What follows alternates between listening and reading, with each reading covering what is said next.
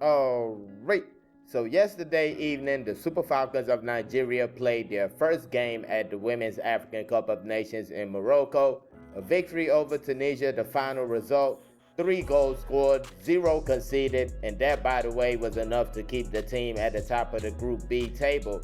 Algeria had a 1-0 win against Botswana, and that placed them in second position in the group, as you see on the table right here. So next up for the Super Falcons is a meeting against Botswana that will be played this Thursday, the 10th of July. 8 p.m. Nigerian time will be the start, and it will be hosted at the Stade Labi Zaouli in Casablanca, Morocco. Of course, the same venue that hosted the Super Falcons' first game against Tunisia. And speaking about that game against Tunisia, there's been a lot of talk going on. Now, one thing I feel we can all agree upon is that this was not the best performance by the Super Falcons. They can do much better. I think we all can agree on that. Now, how bad of a performance it was, I think that's a question, that's a debate that is going on. And should we be worried? Should we press the panic button? I think that's another debate going on. I'll try to answer both those questions in this video. Of course, doing so while talking about the match in general. But before we get started, please make sure to like this video, subscribe to the channel. Thank you very much. So yeah, first thing first, before we get into opinions, let's look at the facts. Let's look at the numbers from the game. And the numbers say we had 24 shots on target to their 6. Not 24. We had 24 shots, not on target. We had 9 shots on target to their 0. They did hit the woodwork though. We also hit the woodwork, by the way. Did we? Yeah, we hit the woodwork in the second half. Possession 72 to 28, real good. Passes 465 to 190. Pass accuracy 83% to 51. Fouls, I felt like this right here, when a lot of people are saying the referees were not on our side, people complaining about the referees, you look at this number and you kind of feel they had a point. 19 fouls to 10 on Tunisia's side. 2 yellow cards.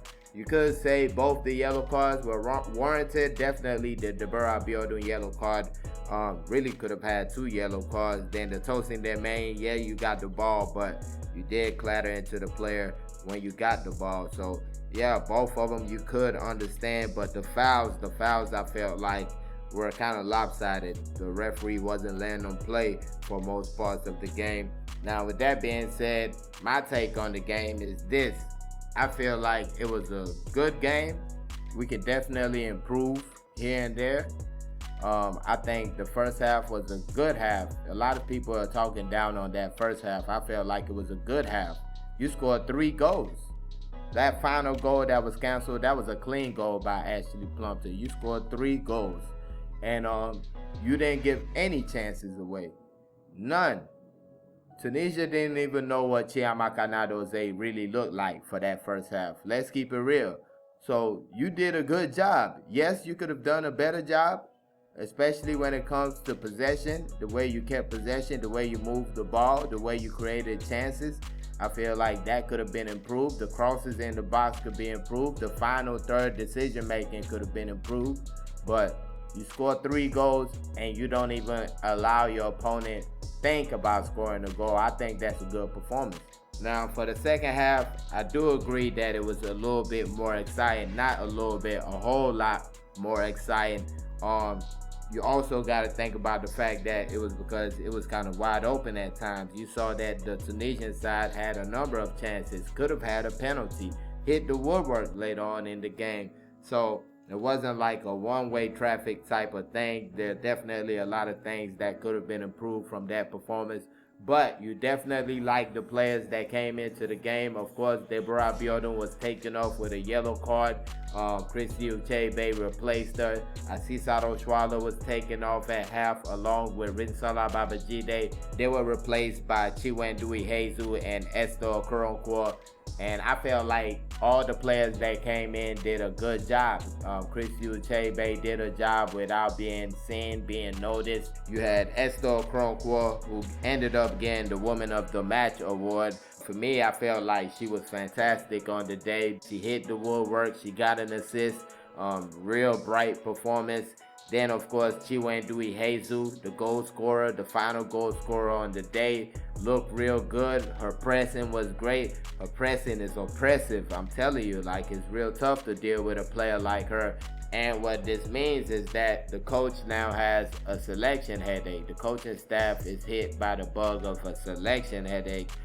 So many good players to select from. You got to think about it. Ifeoma Onumonu didn't come off the bench in this match. Francisco Odega, who was so good against Portugal, did not come off the bench in this match. So you still have quality players that didn't even play. Then the 45-45 strategy, I don't think it can go on too far in this competition. Probably in this next 2 games, you could probably do it. But when you're in the quarterfinals, I think you'll probably want to stick to a 11 for as long as you can and attack the game like that. I think this is something you do when you pretty much know that you're better than your opponent.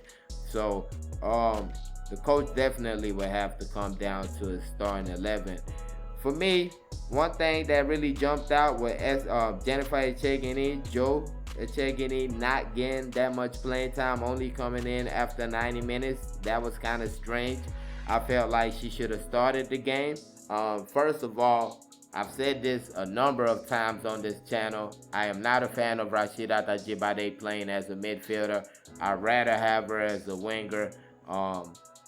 Even a striker, I'd rather even have her as a striker than a midfielder. Nothing against her quality. We all know she has that quality, but I think she's better as a forward. I don't think, not that she's not good as a midfielder, but I would rather have a player like Jennifer Echegini that's going to move the ball a little bit quicker in that position.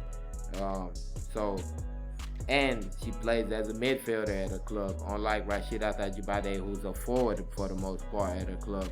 But yeah, that right there, not a fan of. Of course, we got to start looking at those yellow cards. Deborah Abiodun, Tosin Demain. Should they pick up a yellow card in the next match? I'm just asking now. Should they pick it up and miss the final match against Algeria in hopes to be free for the quarterfinals? Or do the yellow cards clean up once you get into the next round? I'm not too sure about all that. Somebody let me know in the comment section. I think that's a question right there. The starting lineup, of course, a question. Then you got the 3 players that didn't dress out, the players who were not in the matchday squad yesterday for the Super Falcons. The matchday squad, I think, is 22 players that can be in the matchday squad. So 3 players have to sit in the stands. The players that sat in the stands last time out: Miracle Usani, the Edo Queens fullback; Chioma Okafor, forward for University of Connecticut, UConn Huskies; and goalkeeper Udoka Onachukwu of Nasarawa Amazons. Those were the 3.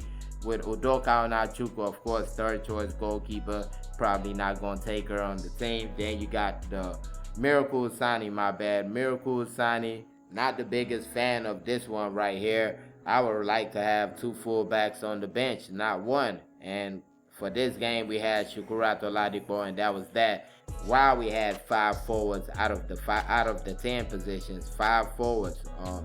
That's kind of crazy. So for me, I would rather have 2 fullbacks. Of course, the coach makes the final decision. Then I gotta be honest, you do have Toni Payne, who can play as a fullback, even though the last time she did was the last WAFCON. But she can play in that position. You probably could use other players in that position, but I would rather have a real fullback. That's just me. Then the final player, Chioma Okafor, another one that raised eyebrows, because why bring her into the team if you're not trying to use her? That's the question, because I don't think she's played a game yet for the Super Falcons, and that kind of raises the eyebrow, to keep it real. But of course, the competition just started. We'll see how things go moving forward. But that being said, let me know your thoughts on the Super Falcons game against Tunisia. Put it in the comment section. For me, it is definitely not time to panic, and I do expect the team to improve as the competition goes on. But let me know your thoughts. Put them in the comment section, and please don't forget to like this video, subscribe to the channel. Thank y'all for watching. Peace.